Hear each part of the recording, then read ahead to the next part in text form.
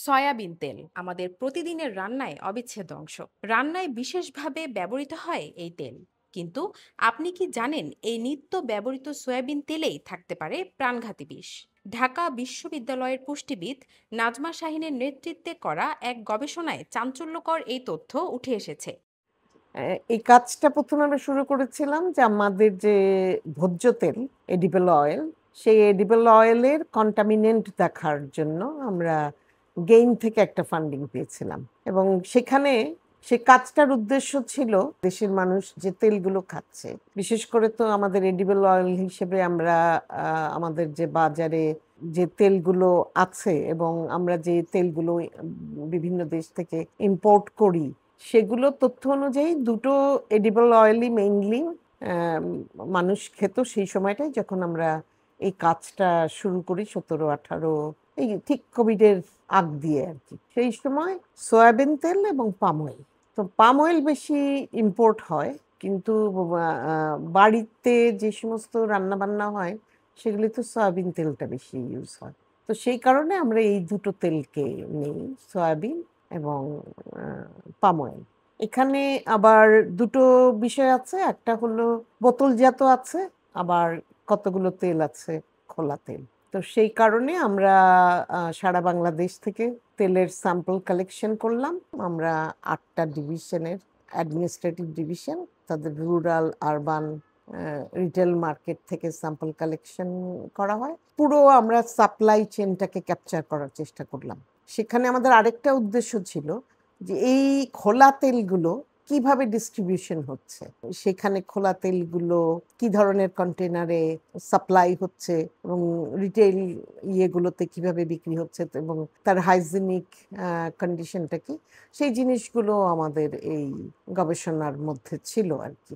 সেগুলো আমরা ক্যাপচার করার চেষ্টা করেছি। তো এখন আমরা যখন সেই স্যাম্পল কালেকশন করতে গেলাম, তখন আমরা যেই জিনিসটা প্রথম সম্মুখীন হলাম সেটা হলো যে আমাদের স্যাম্পল কালেকশনের যে পিরিয়ডটা ছিল সেটা উইন্টারে ছিল।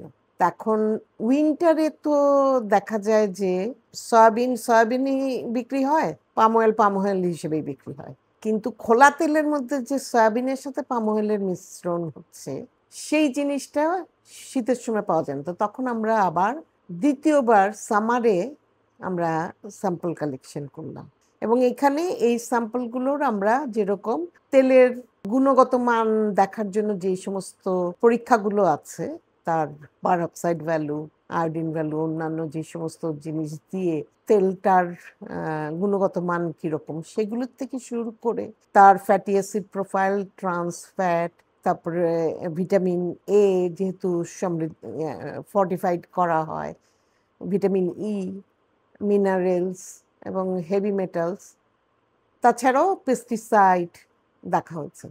আরেকটা জিনিস আমাদের দেখার ইয়ে ছিল, সেটা হলো যে যে ন্যানোপ্লাস্টিক, যেটা এখন তেলের মধ্যে মাইক্রোপ্লাস্টিক আসছে, বিভিন্ন খাবারে পাওয়া যাচ্ছে, সেটাও আমাদের দেখার কথা ছিল, কিন্তু সেই মেথডটা আমরা সেট করতে পারি নাই বলে তখন করতে পারিনি। তা এখন সেই কাজটা করতে যেয়ে আমরা ১৫২১টা তেলের স্যাম্পল সারা বাংলাদেশ থেকে সংগ্রহ করলাম এবং সেখানে সেই ব্র্যান্ড অনুযায়ী স্যাম্পলগুলোকে কম্পোজিট করা হলো, আর যেগুলো খোলা সেটা আমরা রিজন অনুযায়ী সেই তেলগুলোকে, খোলা তেলগুলোকে কম্পোজিট স্যাম্পল তৈরি করলাম। এখন সেই অ্যানালিসিসের হেভি মেটালসে যে আমরা যেটা পেলাম যে মার্কারি বেশি, এবং সব স্যাম্পলেই মার্কারি বেশি ছিল, যে মাত্রায় থাকার কথা তার থেকে বেশি ছিল। গবেষণাটি প্রকাশিত হয়েছে একটি জার্নাল অফ হেলথ অ্যান্ড পলিউশনে।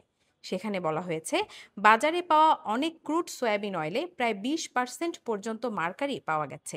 এই মার্কারি কোথা থেকে আসছে এই বিষয়ে গবেষকরা বলছেন এটি মূলত কয়লা প্ল্যান্ট থেকে নির্গত হয়ে বাতাস ও পানি মারফত সয়াবিন প্রক্রিয়াকরণে ব্যবহৃত উপাদানে মিশে যেতে পারে।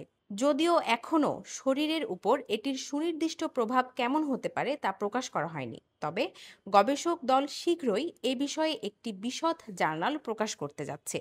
এই বিষয়ে department of public health and informatics এর চেয়ারম্যান এবং বাংলাদেশ মেডিকেল বিশ্ববিদ্যালয়ের অধ্যাপক ডক্টর আতিকুল হকের সঙ্গে কথা বলেছে মানবজমিন। যে মার্কারি, যেটা আমাদের ঢাকা ইউনিভার্সিটির আমাদের যে প্রফেসর, উনি গবেষণাতে যেটা পেয়েছেন যে এডিবল অয়েলে মার্কারির পরিমাণটা একটু বেশি থাকে। এইটা আমাদের জন্য অবশ্যই একটা অ্যালার্মিং ইস্যু, কারণ মার্কারির মানে হেলথ হ্যাজার্ড খুব বেশি। এখন আমরা জানি যে মার্কারি আসলে দুইটা ফরম্যাটে হয়, একটা অর্গানিক এবং একটা ইনঅর্গানিক ফরম্যাটে হয়। ইনঅর্গানিক ফরম্যাটে যেটা আমরা আসলে থার্মোমিটারে ব্যবহার করি, বিভিন্ন কেমিক্যাল ইয়াগুলোতে ব্যবহার করি, যন্ত্রপাতিতে ব্যবহার করি, সেটা হচ্ছে ইনঅর্গানিক। কিন্তু অর্গানিক মার্কারিটা এটা মানুষের বডিতে অথবা যখন কোনো প্রাণীর বডিতে ঢুকে তখন এটাকে মিথাইল মার্কারি নাম হয়ে যায়, মানে মিথাইল মার্কারিতে এটা কনভার্ট হয়। এই মিথাইল মার্কারিটাই মূলত আমাদের স্বাস্থ্যের জন্য ক্ষতিকর। এটা ন্যাচারাল সোর্সগুলির ভিতরে আমরা দেখতে পাই যে মাছে এই মিথাইল মার্কারির পরিমাণটা বেশি থাকে, বিশেষ করে বড় মাছগুলোতে বেশি পরিমাণ থাকে। কিন্তু যেহেতু এখন এডিবল অয়েলে এটা পাওয়া গেছে গ্রহণযোগ্য মাত্রার বেশি, তাই সেটা ন্যাচারালি আমাদের জন্য একটা পাবলিক হেলথ একটা কনসার্ন। এই মার্কারি, মিথাইল মার্কারিটা মূলত ক্ষতি করে।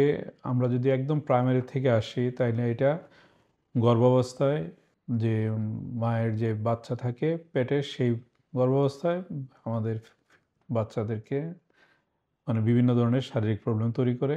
পরবর্তী অবস্থায় বাচ্চাদের যে যখন জন্মগ্রহণ করে তখনই মার্কারিটা যদি তারা কন্টামিনেটেড হয়, তাহলে সেই ক্ষেত্রে তাদের বিভিন্ন ধরনের নিউরোলজিক্যাল প্রবলেম, মানে যেটা আমাদের ব্রেনের প্রবলেম তৈরি হয়।